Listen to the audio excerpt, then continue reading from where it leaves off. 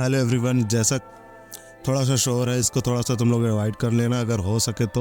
मैं अपनी तरफ से कोशिश कर रहा हूँ ताकि आपको क्लियर आवाज़ आए, पर यहाँ पे थोड़ा शोर है, इसकी वजह से हो सकता है तुम लोग को इशू हो, तो थोड़ा सा एडजस्ट कर लेना। उसके लिए सॉरी भी। तभी हम आते हैं करेक्शन फॉर्म की तरफ। यूपी पुलिस ने जो भर्ती निकाली थी यूपी कांस्टेबल वाली, इसकी जो करेक्शन की डेट है वो आ चुकी है। मतलब आज से करेक्शन स्टार्ट है, बोले तो 17 तारीख से स्टार्ट है।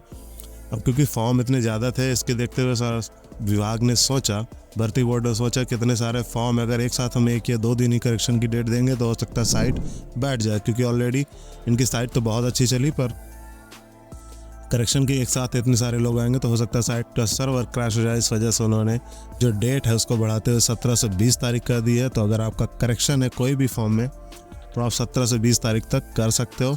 और एक बात, जो भी अगर आपने रजिस्ट्रेशन कर दिया है, आपको रजिस्ट्रेशन नंबर मिल चुका है और OTP से आपका वेरीफाई हो गया है, तो यहाँ पे आपको रजिस्ट्रेशन नंबर मिल गया और आपने फॉर्म फिल कर दिया, तो अगर आपने फ़ीस पेमेंट नहीं की, ना ही डॉक्यूमेंट अपलोड किया, तो उसकी डेट आप 18 तारीख तक कर सकते हो। नया फॉर्म अप्लाई करने की डेट 16 तारीख तक थी, वो ख़त्म हो चुकी है। अब उसकी डेट जो है वो 18 तारीख तक हो गई, सिर्फ फीस सबमिट करने की और साथ ही साथ डॉक्यूमेंट अपलोड करने की।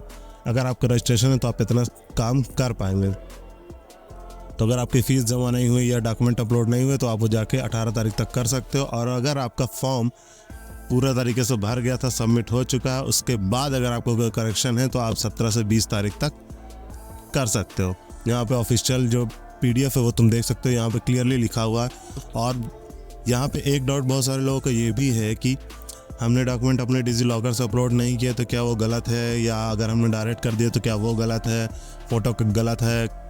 तो देखो, सबसे बड़ा यहाँ पे सबसे मेन इंपॉर्टेंट चीज़ है कि डिजी-लॉकर से जो अपलोड करना था, प्राथमिकता के तौर पर डिजी-लॉकर को ही इन्होंने दिया था कि अगर आपके डॉक्यूमेंट है डिजी-लॉकर में तो आप वहाँ से अपलोड करिए। पर बहुत सारे लोगों का ना डिजी-लॉकर बना हुआ था, ना ही पूरे डॉक्यूमेंट डिजी-लॉकर में थे। कहने का मतलब आय प्रमाण पत्र जो आपका है, जाति प्रमाण पत्र, निवास प्रमाण पत्र, सारे डॉक्यूमेंट डिजी-लॉकर में नहीं थे। तो इसकी वजह से बहुत सारे लोगों ने मैनुअल चूज़ किया है और जिसका था उन्होंने डिजी-लॉकर से अपलोड किया। तो इसमें कोई गलत नहीं है कि आप कह सको कि ये गलत हो गया, हमने वहाँ पे अपलोड कर दिया तो वो गलत है।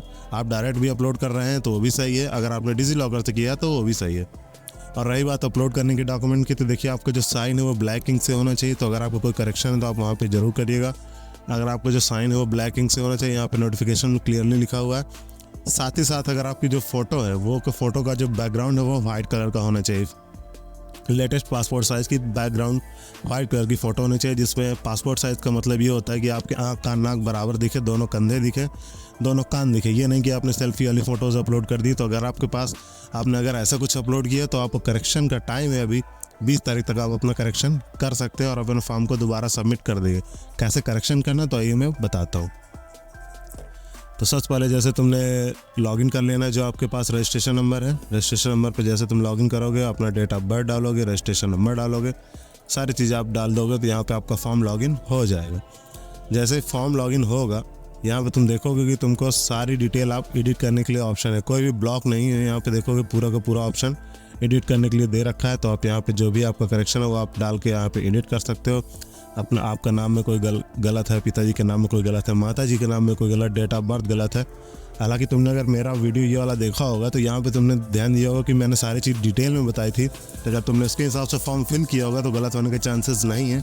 तो फिर भी बहुत सारे लोगों को अगर गलत है, मिस्टेक हो गया, कोई स्पेलिंग मिस्टेक हो गया, तो आप यहाँ से चेक कर सकते हो। अगर कोई स्पेस नहीं लगा तो वो भी आप यहाँ से करेक्शन कर सकते हो। करेक्शन सिर्फ एक बार होगा और वो भी फ्री है, तो इसका कोई चार्जेस नहीं है। तो आप वन टाइम में जो भी करेक्शन है एक बार में अपने सारे करेक्शन कर सकते हो। अगर तुम्हारा जो निवास है वहाँ पे SDM होगा, क्योंकि वो SDM के थ्रू बोलता है, जिसे हम हिंदी में बोलते हैं उप जिलाधिकारी, वो आपका जो निवास प्रमाण पत्र है वहाँ पर नीचे लिखा रहता है।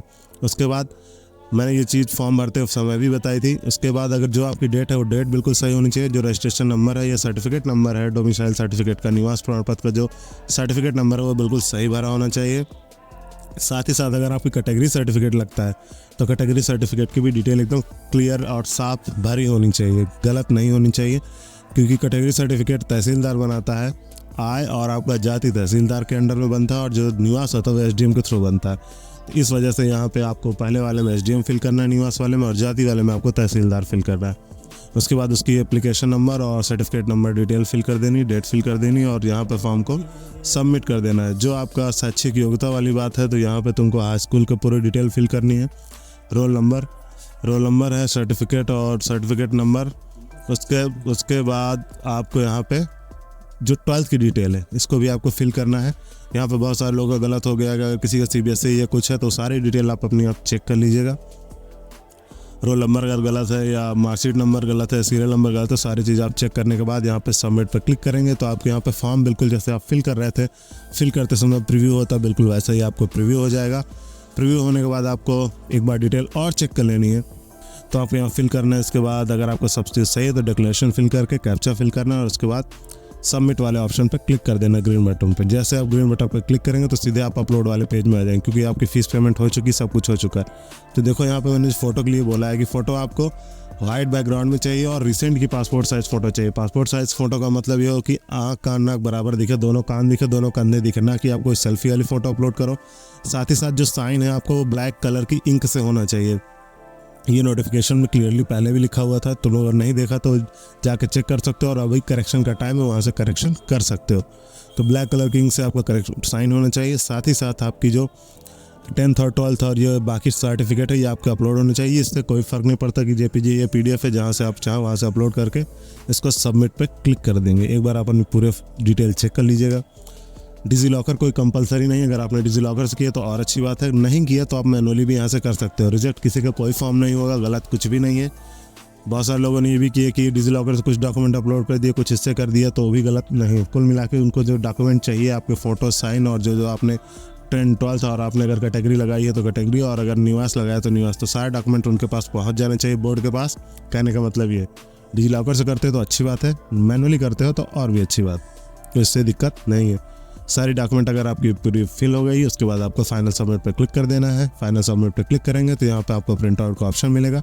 इस PDF को आप सेव करके रख लीजिए, प्रिंट आउट करके रखना चाहे तो प्रिंट आउट करके रख सकते हो, ये फ्यूचर रेफरेंस में आपके काम आएगी। आई होप आपको सारी चीज़ समझ में आ गई। तो वीडियो सही लगे तो वीडियो को लाइक कर देना, साथ ही ऐसी वीडियोज़ के लिए चैनल को सब्सक्राइब कर लेना। तब तक के लिए धन्यवाद, जय हिंद।